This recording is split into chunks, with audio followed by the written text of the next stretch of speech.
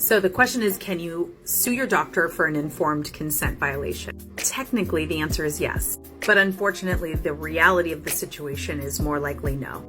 And the reason is it's almost impossible to find a lawyer to take your case.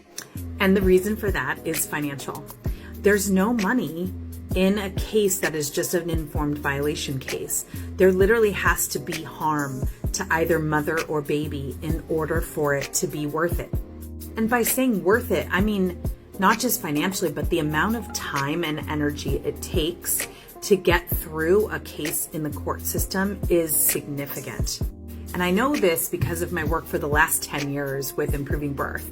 And we have fielded hundreds and hundreds of women's requests to try and find a lawyer to help support to file a suit against a physician. And we had one case that taught us so much.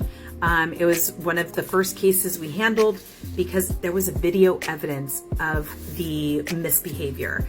There's actually a video out there on YouTube, you can look it up, about a forced episiotomy. And she actually did have harm, but she couldn't find a doctor to diagnose her with issues. It took us probably 2 years before we finally found a physician to find a diagnosis for her.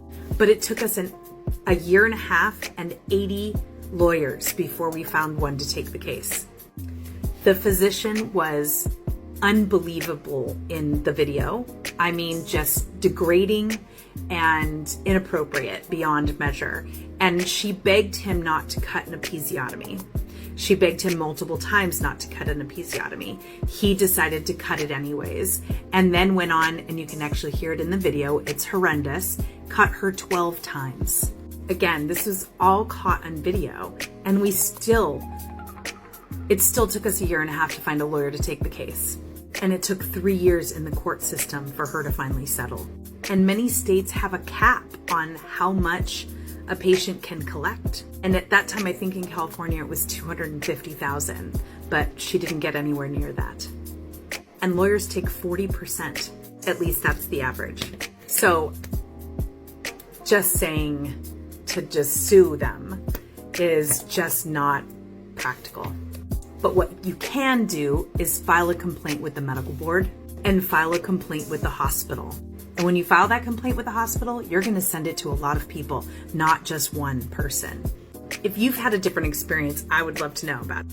Please click the like button. That's how more people see this content. And if you or somebody you know is about to have a baby, make sure you click that follow button.